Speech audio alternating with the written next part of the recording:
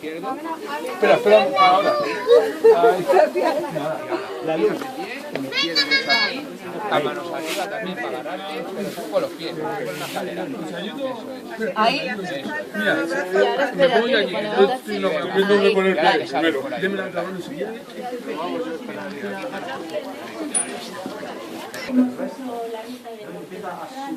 Ajá. Ahora sabes. Uy, perdón. Se llama externaliza. Luego, Esto es lo más difícil. Haciendo vías cerradas.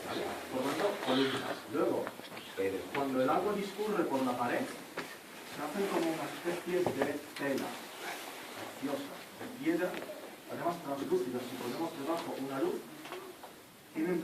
son translúcidas y además de colores. ¿Vale? ¿De qué dependen los colores?